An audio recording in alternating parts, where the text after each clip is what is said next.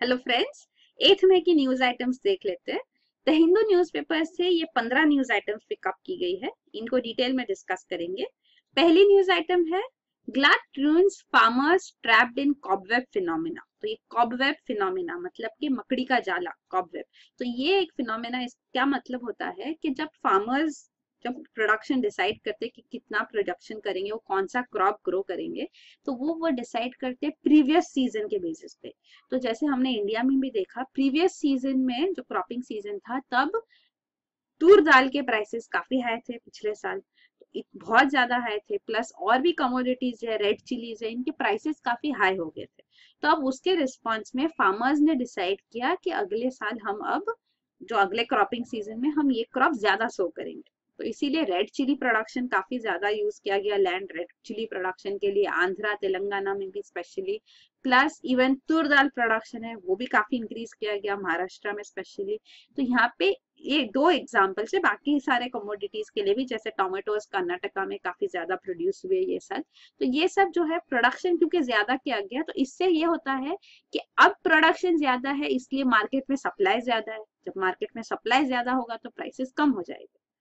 तो जो डिसाइड उन्होंने पिछले साल के स्टेटस से किया, तो इस साल क्योंकि गैप आ गया तो उस वजह से ये चेंज हो गया। अभी स्टेटस चेंज हो गया, अब तो सप्लाई ज्यादा है, पहले डिमांड कम था। अब डिमांड ज्यादा था, सप्लाई कम था, अब सप्लाई ज्यादा हो गया है तो प्राइसेस गिर गए। तो पिछले जो सिचुएशन है वो उसके ऊपर अब मकड़ी का जाला आ गया, वो कॉबवेब हो गया, अब वो एप्लीकेबल नहीं है। तो इससे एग्रीकल्चरल प्रोडक्शन काफी अफेक्ट होता है, फार्मर्स काफी अफेक्ट होते हैं। तो ये केस इसमें हाईलाइट किया गया। तो इस साल भी हम न्यूज देख रहे हैं कि टोमेटो कर्नाटका में फार्मर्स सड़ रहे, वो बेच नहीं सकते क्योंकि प्राइसेस इतने कम हो गए, क्योंकि सप्लाई इतना ज्यादा है अब कि प्राइसेस काफी कम हो गए। ये मार्केट डिटरमिन प्राइसेस है। तो वैसे ही रेड चिलीज का ये सारा वो कर्नाटका में ये न्यूज है कि वो टोमेटोज फार्मर्स रोड पे डंप कर रहे हैं, इतने कम प्राइसेस हो गए हैं। प्रोटेस्ट हो रहे काफी सारे रीजन्स में। तो यहाँ पे ये सिचुएशन इसलिए है क्योंकि एक तो मिनिमम सपोर्ट प्राइस सारी कमोडिटीज के लिए नहीं होती है, स्पेशली ये जो कमर्शियल क्रॉप्स माने जाते हैं, तो ये इसके लिए मिनिमम सपोर्ट प्राइस नहीं है। तो राइस व्हीट वगैरह की होते हैं, कॉटन के लिए भी होती है, शुगर केन के लिए फेयर एंड रेम्यूनरेटिव प्राइसेस होते हैं। तो ये प्राइसेस है, पर for these commodities red chillies, tomato, तुर दाल, ग्रेप्स, इनके लिए मिनिमम सपोर्ट प्राइस नहीं है। तो यहाँ पे फार्मर्स उससे सफर कर रहे हैं, वो न्यूज है। तो यहाँ पे अभी फिलहाल गवर्नमेंट ने स्टेप्स लिया है, मार्केट इंटरवेंशन कर रहे हैं ताकि यहाँ पे वो एक सपोर्ट प्राइस पे कमोडिटीज खरीद रहे हैं ताकि प्राइसेस एकदम कम ना जाए। तो ये है डेवलपमेंट। प्लस जो एक और चीज है वो ये है कि जब पिछले साल भी तूर दाल वगैरह के प्राइसेस काफी हाई हो गए थे, तो तूर दाल के प्राइसेस इतने 220 पर केजी हो गए थे, तो तभी भी फार्मर्स को जो प्राइस मिलता है वो कम है। फार्म गेट प्राइस कहते हैं, जो फार्मर्स जब अपनी कमोडिटी सेल करते हैं तो उनको जो हाथ में प्राइस मिलता है वो तूर दाल के लिए तभी भी सिर्फ 45-50 रुपीज था। तो 220 केजी वो सारा फार्मर्स को नहीं जाता था, ये सारा इंटरमीडियरीज जो है वो यहाँ पे प्रॉफिट करते हैं। तो वो ये भी चीज इंपॉर्टेंट है। तो ये कॉबवेब फिनोमेना एक टर्मिनोलॉजी आपको पता होना चाहिए। फिर अगला न्यूज आइटम है Sunkesula barrage goes dry after 4 decades। तो ये सुंकेसुला बैरेज है तुंगभद्रा रिवर पे, तो यहाँ पे अब ड्राई हो गई है, मतलब कि यहाँ पे ड्रॉट सिचुएशन काफी स्ट्रॉन्ग, काफी हाई है। तो यहाँ पे ये न्यूज इसलिए इम्पोर्टेंट है कि एक तो आपको पता होना चाहिए कि ड्रॉट है अभी फिलहाल साउथ इंडिया में, और दूसरा है ये तुंगभद्रा रिवर पे। तो तुंगभद्रा रिवर भी एस ज्योग्राफिक मैप के हिसाब से आपको पता होना चाहिए। तो ये तुंगभद्रा रिवर आप देख सकते हैं, it's a tributary of Krishna river, Krishna basin का मैप है।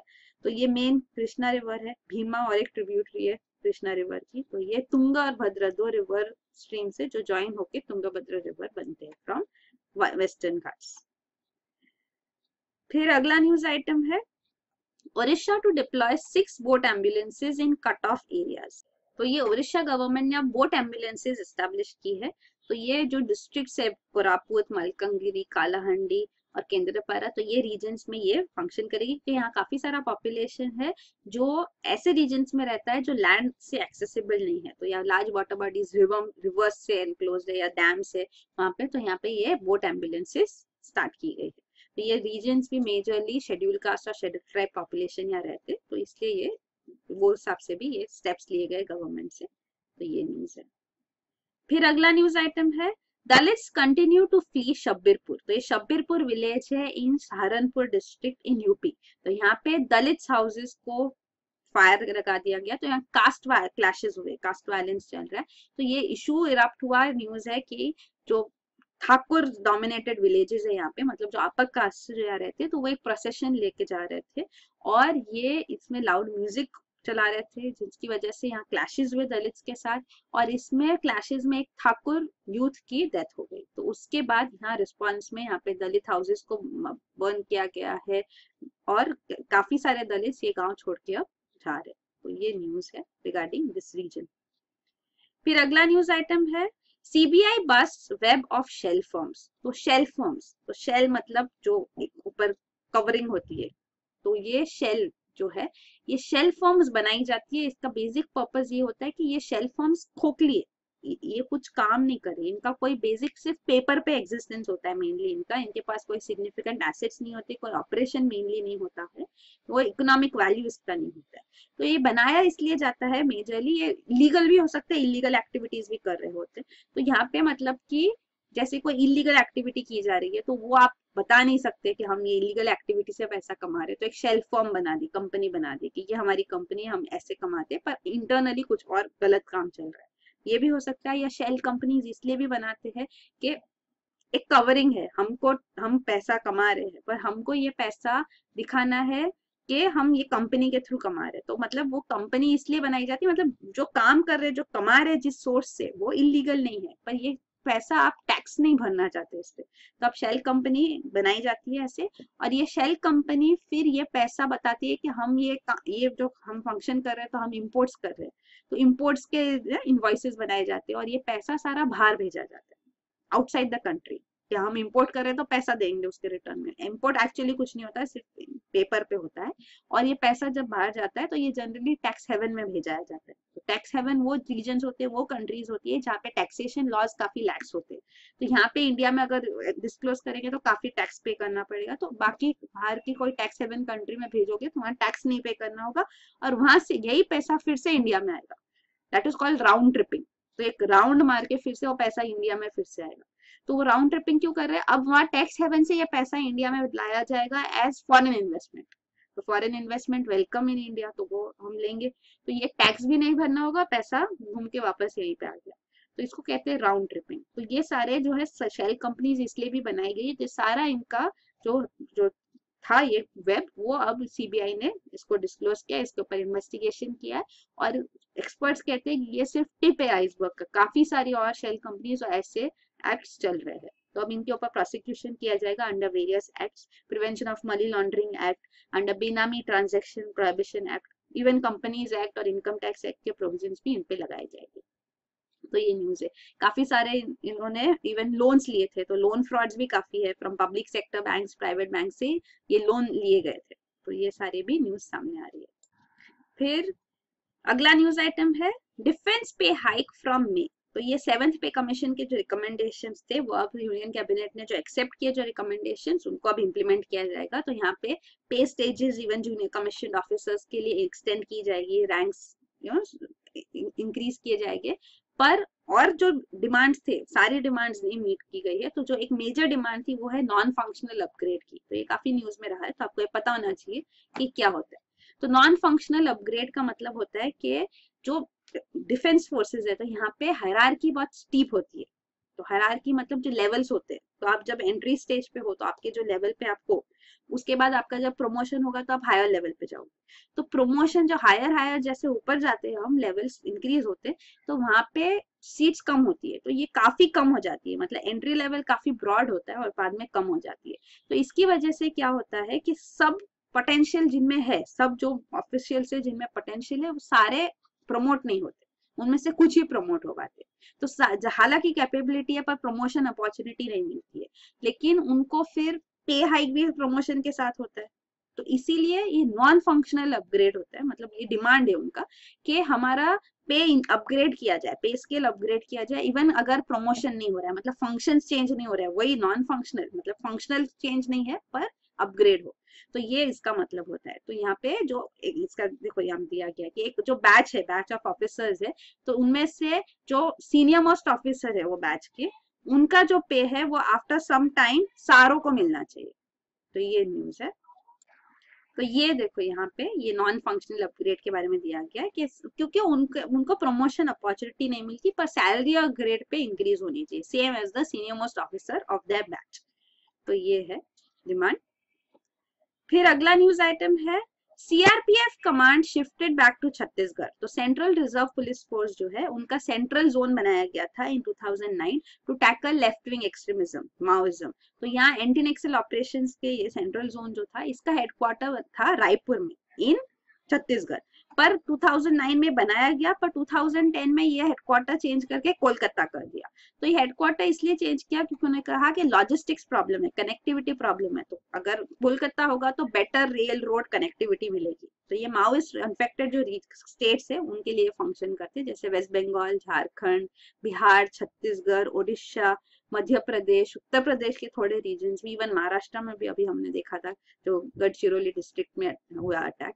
तो यहाँ पे अब ये जोन इसलिए शिफ्ट हुआ है हेडक्वार्टर जोन का क्योंकि रिसेंटली हमने देखा सुकमा डिस्ट्रिक्ट छत्तीसगढ़ में 25 जवान की मौत हो गई जो यहाँ इंसिडेंट हुआ था उसमें। अगला न्यूज आइटम है Japan pitches for Chabahar port. तो ये चाबहार पोर्ट है ईरान में यहाँ पे, तो ये इंडिया इसको डेवलप कर रही है। तो $20 बिलियन इन्वेस्टमेंट है जो यहाँ हो रहा है। और ये ग्वादर पोर्ट है, पास ही है, ईरान पाकिस्तान नेबर्स है, अफगानिस्तान के साथ भी बाउंड्री है। तो ये ग्वादर पोर्ट जो है ये चाइना इन्वेस्ट करके डेवलप कर रहे हैं। तो यहाँ पे चाइना पाकिस्तान इकोनॉमिक कॉरिडोर भी प्लान किया गया, हमने कल भी डिस्कस किया था ये। This is part of China's belt and road initiative. तो ये जो है China Pakistan economic corridor Gwadar port, इसको काउंटर करने के लिए जापान भी चाहती है कि वो इन्वेस्टमेंट्स ऐसे अल्टरनेटिव इंफ्रास्ट्रक्चर इन्वेस्टमेंट्स को सपोर्ट करे। तो जापान ने अपना सपोर्ट चाबहार पोर्ट के लिए दिया है। इवन ईरान, अफगानिस्तान और इंडिया ने ट्राइलेटरल एग्रीमेंट साइन किया था इन मई 2016 ताकि ट्रेड ट्रांजिट रूट्स यहाँ से चाबहार पोर्ट से डेवलप किए जा सके ताकि अफगानिस्तान, सेंट्रल एशिया एक्सेस मिले। तो ये न्यूज है, तो इसको अब जापान एंडोर्समेंट भी मिला है। फिर अगला न्यूज आइटम है ADB eyes Delhi as regional hub. तो एशियन डेवलपमेंट बैंक, ये रीजनल बैंक है, यहाँ पे इनको रीजनल हब्स बनाने हैं। तो even Indian finance minister mister Arun Jaitley का डिमांड था कि न्यू दिल्ली को कंसिडर किया जाए फॉर साउथ एशिया हब। तो अब ये एंडोर्स किया जा रहा है, तो ऑफिशियली ऐसे स्टेप्स नहीं लिए गए, पर it is working towards making New Delhi as hub for South Asian region. तो यहाँ से फिर क्विकर जो है लोन्स प्रोसेसिंग वगैरह क्विक होगा, फाइनेंसेस जल्दी मिलेंगे। तो इसके लिए ये स्पीडियर फाइनेंसिंग के लिए यूजफुल होगा।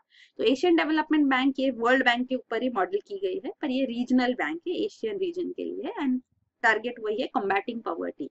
तो इसीलिए इवन इंडियन फाइनेंस मिनिस्टर ने हाईलाइट किया कि इनको अपना फोकस और एडीबी को टारगेट करना चाहिए for renewable energy sources, even urban development के लिए फोकस होना चाहिए, climate resilient, agriculture, health, education वगैरह फोकस होने चाहिए, और इसके लिए फाइनेंसेस अवेलेबल किए जाने चाहिए। इवन एडीबी में इंडिया 4th लार्जेस्ट इन्वेस्टर है। तो ये है, फाउंडिंग मेंबर है, फाउंड की गई थी 1966 में, मनीला फिलीपींस में इनका हेडक्वार्टर है। और इनके मेंबर्स जो है ये सिर्फ एशियन रीजन के मेंबर्स नहीं है, तो जो UNESCO United Nations economic and social commission for Asia and Pacific, तो एशिया एंड पैसिफिक रीजन के जो कंट्रीज है वो तो मेंबर्स है, और नॉन रीजनल डेवलप्ड कंट्रीज भी मेंबर्स है। तो 67 मेंबर्स है फिलहाल, उसमें से 48 एशिया पैसिफिक के और 19 आउटसाइड। तो ये है, तो यूएसए भी यहाँ पे मेंबर है, स्टेक होल्डर है। तो ये रिगार्डिंग एशियन डेवलपमेंट बैंक है। फिर अगला न्यूज आइटम है all you need to know about FATCA, deadline, procedure and details. तो ये FATCA, foreign account tax compliance act, तो ये जो एक्ट है ये यूएस गवर्नमेंट का एक्ट है। तो यूएस में फेडरल लॉ, यूएस कांग्रेस ने, मतलब यूएस की पार्लियामेंट ने इसको पास किया है। तो ये पास होके अब इसके अंदर प्रोविजंस ये है कि सारे यूएस सिटीजन जो है, जो यूएसए के बाहर भी रहते हैं, उनको अपने सारे फाइनेंशियल अकाउंट्स जो उनके है बाहर, यूएसए के बाहर, उनके बारे में सारी डिटेल्स देनी होगी। तो ये जो है ये यूएस सिटीजन्स पे भी डिमांड है, और इवन जो फॉरेन फाइनेंशियल इंस्टीट्यूशन है उनके ऊपर ये स्टेप्स लिए जाने के लिए है। तो इसके लिए यूएस गवर्नमेंट सारी कंट्रीज के साथ इंटरगवर्नमेंटल एग्रीमेंट साइन कर रही है। तो ऐसा एक एग्रीमेंट इंडिया के साथ भी साइन हुआ है, ये जुलाई 2015 में साइन हुआ, अगस्त 2015 से इफेक्टिव हो गया है। तो मतलब इंडियन फाइनेंशियल इंस्टीट्यूशन, मतलब यहाँ specifically central board of direct taxes, ये रिपोर्ट करेगी to internal revenue services of USA regarding all US clients. जो यूएस सिटीजन है जिनके अकाउंट्स यहाँ पे है, तो इंडियन फाइनेंशियल इंस्टीट्यूशंस को रिपोर्ट करना होगा सीबीडीटी को, central board of direct taxes को, और वो रिपोर्ट करेगी टू यूएस अथॉरिटी। तो ये है तो सारे बैंक अकाउंट जो उनके हैं, mutual funds, national pension scheme में अगर पार्टिसिपेशन है, ऐसे सारे ट्रांजेक्शन्स के बारे में उनको रिपोर्ट करना होगा through financial institutions, through CBDT to USA. तो ये फैटका के बारे में। फिर अगला न्यूज आइटम है where energy is waiting to be tapped. तो ये जो एनर्जी सोर्सेज है, तो coal traditional conventional source of energy है, लेकिन इससे पोल्यूशन होता है, ग्लोबल वार्मिंग होता है और ह्यूज अमाउंट ऑफ वाटर की भी जरूरत होती है टू प्रोड्यूस इलेक्ट्रिसिटी। तो इसीलिए कोल को भी रिप्लेस करने के लिए रिन्यूएबल एनर्जी सोर्सेज को इसकी जगह लेनी होगी। इवन इंडिया में भी सोलर एनर्जी, विंड एनर्जी काफी डेवलप हुआ है। फिलहाल 7% ऑफ इलेक्ट्रिसिटी प्रोडक्शन है वो सोलर और विंड एनर्जी से होते हैं इंडिया में, लेकिन और इसको इम्प्रोवाइज करना होगा। इसके लिए भी स्टेप्स लिए जा रहे हैं, नए मटीरियल्स डेवलप हो रहे हैं, जैसे कि पेरोव्स्काइट्स। तो ये पेरोव्स्काइट्स जो मटेरियल है ये सिलिकॉन को रिप्लेस कर सकता है फॉर सोलर पैनल्स। लेकिन सोलर और विंड एनर्जी के साथ प्रॉब्लम ये है कि ये हमेशा अवेलेबल नहीं होती है। Solar energy day time source है, इवन विंड सीजनल होते हैं। तो हालांकि अभी इसमें भी न्यू डेवलपमेंट्स हो रहे हैं, प्राइसेस कम हो गए, पर फिर भी और नए non conventional sources of energy को टैप करना चाहिए। तो ऐसे 3 एग्जांपल्स दिए गए हैं। एक जो ऑफ बीट एग्जाम्पल है वो एक हीलियम 3। तो हीलियम 3 मून से मिलके उससे भी एनर्जी डेवलप हो सकती है, but that is still far fetched, वो बहुत दूर की बात है, अब नहीं हो पाएगा। लेकिन जो प्रेजेंटली पॉसिबल है, जिनको फर्दर डेवलप किया जा सकता है, वो 3 एग्जाम्पल्स यहाँ डिस्कस हुए। तो एक है फ्यूल सेल्स। तो फ्यूल सेल्स जो होते हैं ये हाइड्रोजन यूज करते हैं, मतलब हाइड्रोजन एटम को स्प्लिट किया जाता है। तो हाइड्रोजन एटम स्प्लिट होता है इनटू प्रोटॉन्स एंड इलेक्ट्रॉन्स, और ये इलेक्ट्रॉन्स जब सर्किट में फ्लो होते हैं तो इलेक्ट्रिसिटी जनरेट होता है। तो ये फ्यूल सेल्स डेवलप किए गए जापान में, स्पेशली यहाँ पे व्हीकल्स में यूज किया जाता है, टेलीकॉम टावर्स को पावर करने के लिए यूज किया गया है। Even larger fuel cells directly electricity grid को भी कनेक्ट कर सकते हैं। फ्रांस में एक एग्जांपल है कि fuel cell powered passenger train बनाई गई है। तो ये सारे डेवलपमेंट्स है। तो ये फ्यूल सेल को पोटेंशियल है यहाँ पे डेवलप किया जा सकता है using hydrogen atom. Hydrogen atom से इलेक्ट्रिसिटी जनरेट हो सकती है। फिर अगला है ओशन एनर्जी। तो ओशन एनर्जी मतलब waves, tides and even under water currents. तो इसको यूज किया जा सकता है। तो यहाँ पे एक एग्जांपल है यूके में, ये प्रोजेक्ट है जिसमें एक यू शेप्ड वॉल बनाई गई। तो ये ब्रेक वाटर की तरह फंक्शन करती है। तो जब टाइड्स कोस्ट पे आते हैं तो वो टर्बाइंस फ्लो करते हैं, और जब फिर से वापस जाते हैं तभी भी ये टर्बाइंस रोटेट होती है और इलेक्ट्रिसिटी जनरेट हो सकता है। तो ऐसे ओशन एनर्जी भी यूज किया जा सकता है। और तीसरा है कोल्ड फ्यूजन। तो कोल्ड फ्यूजन को कहते हैं लो एनर्जी न्यूक्लियर रिएक्शन। तो ये कोल्ड फ्यूजन जो होता है इसके अंदर सब एटॉमिक पार्टिकल्स का फ्यूजन किया जाता है नियर रूम टेम्परेचर। तो ये फ्यूजन जो है इसको डेवलप किया गया 2011 में। इटालियन इंजीनियर थे एंड्रिया रॉसी, इन्होंने क्लेम किया कि इन्होंने एक डिवाइस बनाई है जो एनर्जी जितना कंज्यूम करती है उससे ज्यादा प्रोड्यूस करती है। तो उसको नाम दिया था उन्होंने ई-कैट। तो ये काफी कंट्रोवर्शियल भी हुआ था, पर ऐसे एक्सपेरिमेंट्स और भी किए गए, साइंटिस्ट ने किए, उन्होंने इसमें सक्सेस पाई है।